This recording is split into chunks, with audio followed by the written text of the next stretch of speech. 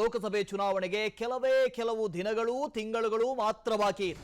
ಈ ಲೋಕಸಭೆ ಚುನಾವಣೆಗೂ ಮುಂಚೆ ಸಿಎಎ ಸಿಟಿಜನ್ಶಿಪ್ ಅಮೆಂಡ್ಮೆಂಟ್ ಆಕ್ಟ್ ಪೌರತ್ವ ತಿದ್ದುಪಡಿ ಕಾಯ್ದೆ ಜಾರಿಯಾಗುತ್ತಾ? ದೆಹಲಿಯಲ್ಲಿ ಕೇಂದ್ರ ಗೃಹ ಸಚಿವ ಅಮಿತ್ ಶಾ ಹೇಳಿಕೆ ನೀಡಿದ್ದಾರೆ.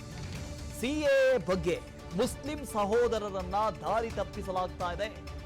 ಕಾಂಗ್ರೆಸ್ ವಿರುದ್ಧ ಕೇಂದ್ರ ಸಚಿವ ಅಮಿತ್ ಶಾ ವಾಗ್ದಾಳಿ ನಡೆಸಿದ್ದಾರೆ. ಪೌರತ್ವ ಕಾಯ್ದೆ ವಿಚಾರದಲ್ಲಿ ಯಾವುದೇ ಗೊಂದಲ ಇಲ್ಲ. ಮುಸ್ಲಿಂ ಬಾಂಧವರನ್ನ ಪ್ರಚೋದಿಸುವುದಕ್ಕೆ ಕೆಲವರು ಯತ್ನಿಸ್ತಾ ಇದ್ದಾರೆ. ಪೌರತ್ವ ಕಾಯ್ದೆ ಬಗ್ಗೆ ಮೊದಲು ಮಾತನಾಡಿದ್ದೇ ಕಾಂಗ್ರೆಸ್, ಈಗ ಕಾಂಗ್ರೆಸ್ನವರು ಉಲ್ಟಾ ಹೊಡಿತಾ ಇದ್ದಾರೆ ಅಂತ ಅಮಿತ್ ಶಾ ಹೇಳಿದ್ದಾರೆ. ಮೇಲು ಲೋಕಸಭೆ ಚುನಾವಣೆ ಸಮೀಪಿಸ್ತಾ ಇದೆ.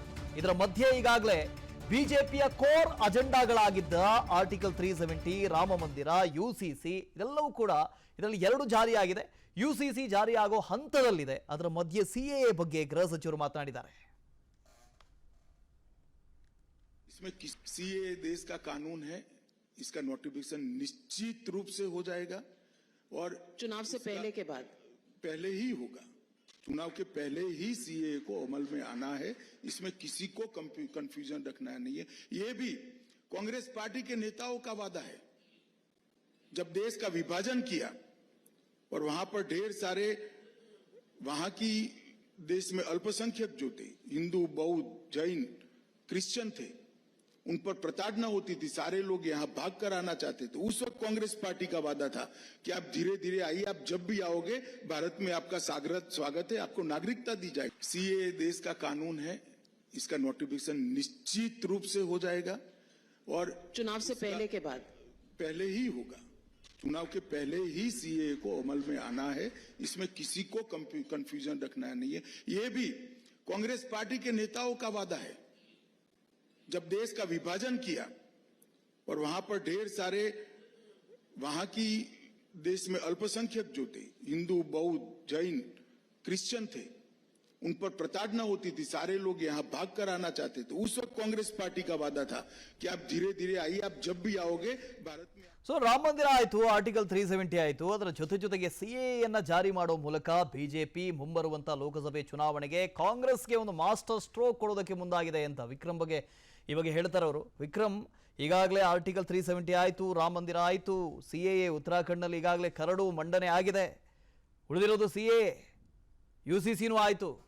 ಈಗ ಸಿಎಎ ಮಂಡನೆ ಮಾಡ್ತೀವಿ, ಅದನ್ನು ಜಾರಿಗೆ ತರ್ತೀವಿ ಅಂತ ಇವತ್ತು ಅಮಿತ್ ಶಾ ಹೇಳಿರೋದು. ಯಾವಾಗ ಆಗಬಹುದು ಇದ್ರ ಬಗ್ಗೆ ಅಂತ?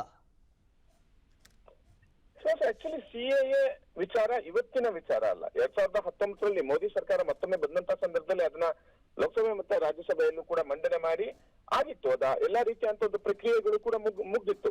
ಆದ್ರೆ ಈ ಒಂದು ಸಿಎ ವಿಚಾರವಾಗಿ ಅಂದ್ರೆ ಪಕ್ಕದಲ್ಲಿರ್ತಕ್ಕಂಥ ನೆರೆ ರಾಷ್ಟ್ರದಲ್ಲಿರ್ತಕ್ಕಂಥ ಅಲ್ಪಸಂಖ್ಯಾತರಿಗೆ ಪೌರತ್ವವನ್ನ ನೀಡುವಂಥದ್ದು, ಅಲ್ಲಿ ಶೋಷಣೆಗೆ ಒಳಗಾದಂತವ್ರು ಇಲ್ಲಿ ಬಂದು ವಾಸಿಸೋಕೆ ಇಷ್ಟಪಡುವಂತವ್ರು ಅವರಿಗೆ ಪೌರತ್ವವನ್ನ ನೀಡುವಂತಹ ಬಿಲ್ ಇದಾಗಿರ್ತಕ್ಕಂಥದ್ದು ಸಿಎ ಆಕ್ಟ್ ಆಗಿರುವಂತದ್ದು. ಇದಕ್ಕೆ ದೇಶದಾದ್ಯಂತ ಒಂದಿಷ್ಟು ಮಿಸ್ಲೀಡಿಂಗ್ ಆಗಿರ್ಬೋದು ಅಥವಾ ಬೇರೆ ಬೇರೆ ರೀತಿಯಾಗಿ ಇಲ್ಲಿರ್ತಕ್ಕಂಥ ಅಲ್ಪಸಂಖ್ಯಾತರು ಮುಸಲ್ಮಾನರಿಗೆ ಆಗಿರ್ಬೋದು, ಬೇರೆ ಬೇರೆ ಅಲ್ಪಸಂಖ್ಯಾತರಿಗೆ ನಮ್ಮ ಪೌರತ್ವ ಕಳ್ಕೊಳ್ಳುವಂತಹ ಪರಿಸ್ಥಿತಿ ಉಂಟಾಗುತ್ತೆ ಅಂತೇಳಿ ಸಾಕಷ್ಟು ಗಲಾಟೆ ಆಗಿದ್ದನ್ನ ನಾವು ಈಗಾಗಲೇ ಗಮನಿಸಿದ್ದೇವೆ.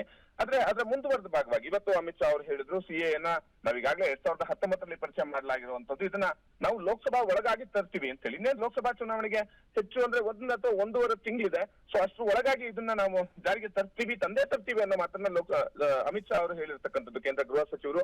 ಸೊ ಈಗಾಗಲೇ 2019ರಲ್ಲಿ ಮಂಡನೆ ಆಗಿರೋ ಕಾರಣದಿಂದಾಗಿ ಅದಾದ ಬಳಿಕ ಸಾಕಷ್ಟು ಗಲಾಟೆ ಆಗಿದ್ದಕ್ಕೆ ಅದನ್ನ ತಡೆ ಹಿಡಿಯಲಾಗಿತ್ತು, ಸ್ಟಾಪ್ ಮಾಡಲಾಗಿತ್ತು. ಹೊರತಾಗಿ ಇದನ್ನ ತರೋದ್ರಲ್ಲಿ ಅಥವಾ ಇವರು ತೆಗೆದುಕೊಂಡಿರ್ತಕ್ಕಂಥ ನಿರ್ಧಾರದಲ್ಲಿ ಬೇರೆ ಯಾವುದೋ ರೀತಿಯಂತ ಆಶ್ಚರ್ಯ ಪಡುವಂತ ಸಂಗತಿ ಸದ್ಯದ ಮಟ್ಟಿಗೆ ಇಲ್ಲ. Vasu. Yes, okay, thank you Vikram. ಅನುಕ್ಷಣದ ಸುದ್ದಿಗಳಿಗಾಗಿ Vistara news YouTube channel subscribe ಮಾಡಿ. ಹೊಸ ಸುದ್ದಿಗಳ ನೋಟಿಫಿಕೇಶನ್ಗಾಗಿ ಬೆಲ್ ಐಕಾನ್ ಕ್ಲಿಕ್ ಮಾಡಿ. ಲೇಟೆಸ್ಟ್ ಅಪ್ಡೇಟ್ಸ್ಗಾಗಿ www.vistaranews.com ವೆಬ್ಸೈಟ್ಗೆ ವಿಸಿಟ್ ಮಾಡಿ.